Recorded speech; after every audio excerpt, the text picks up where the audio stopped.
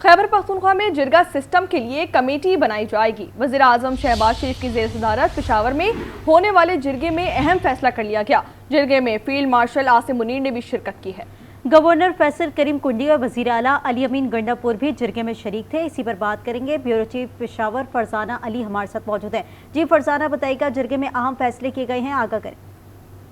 जैसा कि आपने बताया कि वज़ीर शरीफ साहब की ज़ेर सदारत अमन अमान से मुतल्लिक कबायली जिरगा हुआ, उसमें सूबे के अमन अमान से मुतल्लिक भी और ओवरऑल भी बहुत अहम फैसले किए गए। दो चीज़ें जो बड़ी इंपॉर्टेंट थी, एक तो देरीना मुतालबा NSC अवार्ड को CCI मीटिंग में रिव्यू करने का, और दूसरा खैबर पख्तूनख्वा और कबायली अजला में जिरगा सिस्टम के लिए बनाने के, ये बड़ा इम्पोर्टेंट है और इसका उन्होंने अयादा कर लिया और ऐलान कर लिया। दूसरी तरफ अगर मैं वज़ीर आला साहब की बात करूं तो उन्होंने कुछ और मुतालबात भी वफाकी हुकूमत के सामने रखे हैं। वफाकी हुकूमत साबिक फाटा और पाटा में वो कह रहे थे कि टैक्स लगाने से ग्रेज करे, क्योंकि इन लोगों ने बड़ी कुर्बानियां दी हैं दहशतगर्दी के खिलाफ जंग में, और अभी उनकी सलाहियत इस चीज के लिए नहीं है कि वो।